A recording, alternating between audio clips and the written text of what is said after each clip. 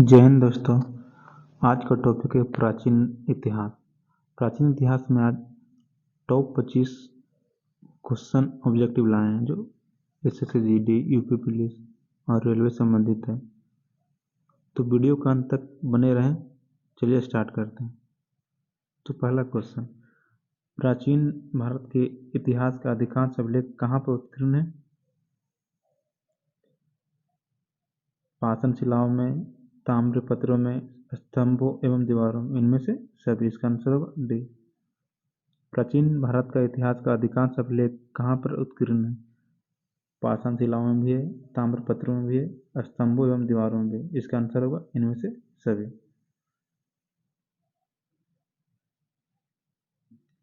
सबसे प्राचीन अभिलेखों में मध्य एशिया के बुगाज कोई से प्राप्त अभिलेख है। इन पर किसी वैदिक देवता का उल्लेख नहीं मिलता, अग्नि का उल्लेख नहीं मिलता।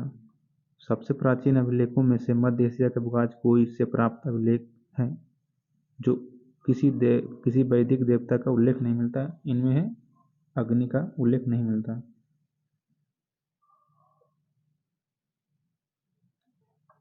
किस अभिलेख से ऋग्वेद की तिथि ज्ञात करने में मदद मिलता है? बुगाज गोई अभिलेख से। किस अभिलेख से ऋग्वेद की तिथि ज्ञात करने में मदद मिलता है? बुगाज कोई अभिलेख से।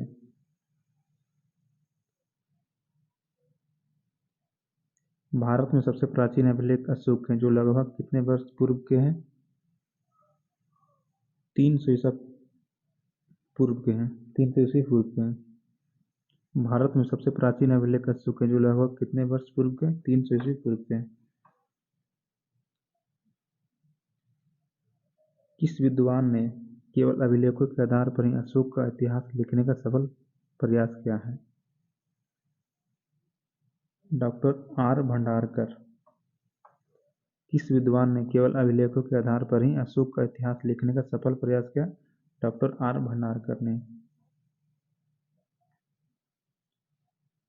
अशोक के अभिलेख किस लिपि में नहीं मिले हैं? रोमन लिपि में नहीं मिले। खरोष्टी में मिले, यूनानी अरामाइक सब में मिले, रोमन में नहीं मिले। अशोक के अभिलेख किस लिपि में नहीं मिले? रोमन में।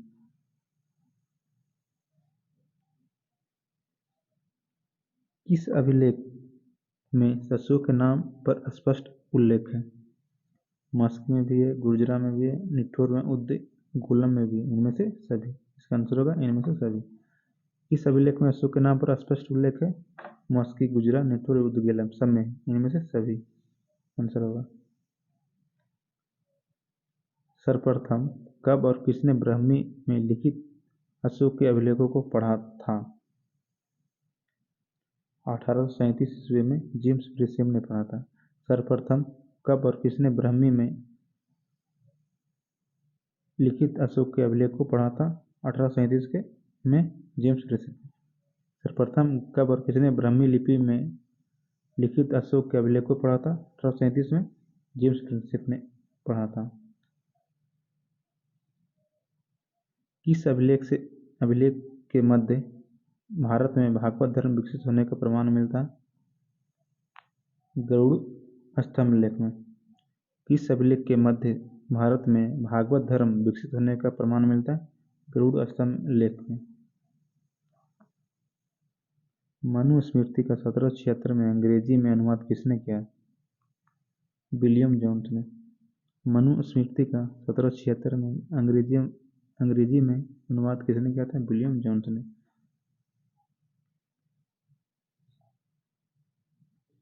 नारद स्मृति का संबंध किस वंश से है?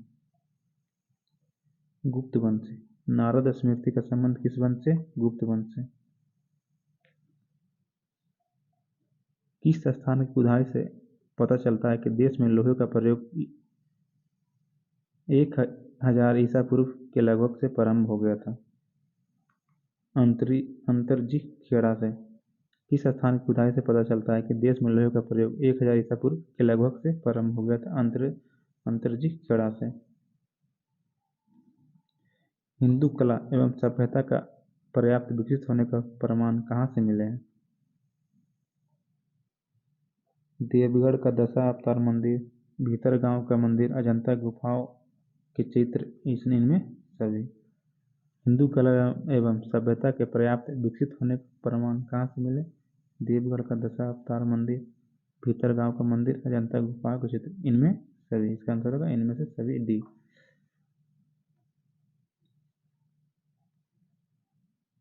भारत में मंदिर निर्माण में उसके शैली का मिलान करें। चित्र 1, शैली 2। उत्तर भारत, उत्तर भारत का होगा द्रविड़ शैली। उत्तर भारत का नागर शैली सही है। मध्य भारत का बेसर शैली से सही है। दक्षिण भारत का द्रविड़ शैली। इसका आंसर होगा ए।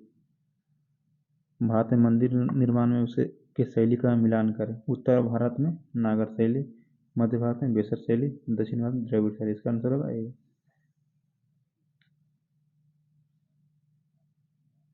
दक्षिण भारत का राजराजेश्वर मंदिर जो द्रविड़ शैली का उत्कृष्ट उदाहरण है, उस स्थान का नाम बताएं। तंजौर। दक्षिण भारत का राजराजेश्वर मंदिर जो द्रविड़ शैली का उत्कृष्ट उदाहरण है, उस स्थान का नाम बताएं। तंजौर। कंदरिया महादेव मंदिर किस राज्य में अवस्थित है?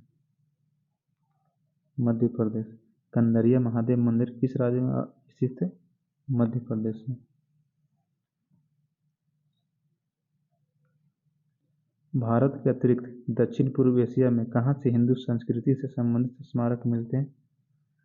जावा का बुरबुदुर स्तूप, ये सही है। कम्बोडिया का अंकोर वाट, मतलब इन दोनों, ए प्लस बी दोनों में, ए और बी दोनों में। भारत के अतिरिक्त दक्षिण पूर्व एशिया में कहाँ से हिंदू संस्कृति से संबंधित स्मारक मिलते हैं? जावा का बुरबुदुर स्तूप, ये सही है। कम्बोडिया का अंकोर वाट, मतलब ए बी दोनों। तो इसका आंसर होगा सी। नवीन शोध के अनुसार सिंधु घाटी सभ्यता लगभग कितना साल पुरानी है? 8000 साल पुरानी। नवीन शोध के अनुसार सिंधु घाटी सभ्यता लगभग कितना साल पुरानी? 8000 साल।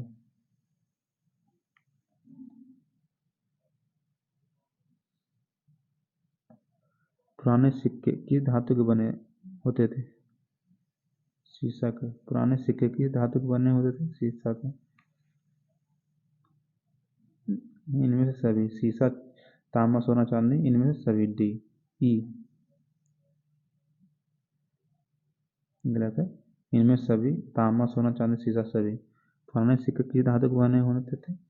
तांबा के भी थे, सोना के भी थे, चांदी के भी, शीशा के भी थे, इनमें सभी। इनका आंसर होगा डी, ई।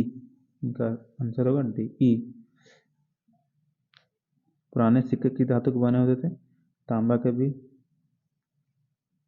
भी, सोना, चांदी, शीशा, तीन में से सभी। इसका आंसर होगा ई। प्राचीनतम सिक्कों को आहत या पंचमार्क सिक्का कहा जाता है। यह किस सदी के थे? 5वीं सदी। प्राचीनतम सिक्कों को आहत या पंचमार्क सिक्का कहा जाता है। यह किस सदी के थे? 5वीं सदी के। पंचमार्क के आहत सिक्कों पर किसका चिन्ह नहीं होते थे? बैल का। पंचमार्क के आहत सिक्कों पर किसका चिन्ह नहीं होते थे? बैल का। सर्वाधिक सिक्का किस काल में बने थे? मौर्योत्तर काल में। सर्वाधिक सिक्का किस काल में बने हैं? मौर्योत्तर काल में। किस वंश के शासकों ने सर्वाधिक शीशे का सिक्का जारी किए? सातवाहन वंश ने। किस वंश के शासकों ने सर्वाधिक शीशे का सिक्का जारी किए थे? सातवाहन वंश ने। सर्वप्रथम सिक्कों पर लेख लिखने का कार्य किस शासक ने किया था? यवन। सर्वप्रथम सिक्कों पर लेख लिखने का कार्य किस शासक ने किया था? यवन ने। समुद्रगुप्त के किस वाद्य यंत्र मुद्रा वाले सिक्के उसका संगीत प्रेमी होने के कारण मिलता है? बीना का। समुद्रगुप्त के किस वाद्य यंत्र मुद्रा वाले सिक्के उसका संगीत प्रेमी होने के कारण मिलता है? बीना का। आज के वीडियो में इतना ही, मिलते हैं नेक्स्ट वीडियो में। जय हिंद।